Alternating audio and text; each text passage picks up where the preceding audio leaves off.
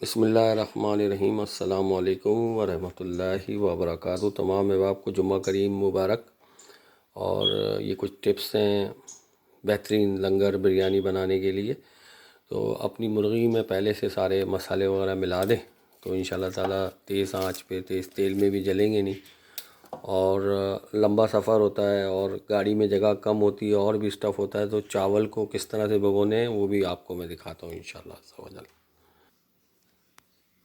جی، پکانے کا طریقہ: چاول دھو کر بھگوئیں، پھر چاولوں کو ابلتے ہوئے پانی میں پکائیں۔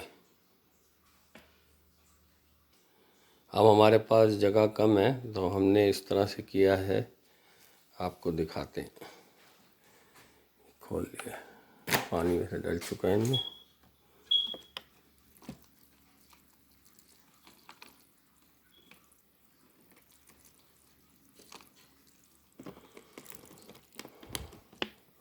روم ٹمپریچر کا پانی لیا گیا ہے، یہ دیکھ رہے ہیں پانی پی رہے ہیں۔ تو اس کے اندر اسی طرح رکھا ہوا پانی ڈلتا رہے گا۔ پھر جب وہاں پہنچ جائیں گے مسجد میں تو یہ کافی 1-2 گھنٹے ان کو ہو جائیں گے، تو مزید سارے ملا کے کسی برتن میں انشاءاللہ تعالیٰ جو ہے بھگو دیے جائیں گے۔ چاول کی کوالٹی بھی اچھی رہے گی اور پکے گا بھی اچھا۔ تو یہ آپ بالٹی وغیرہ لیں یا کچھ لیں تو جگہ بہت زیادہ لے گا۔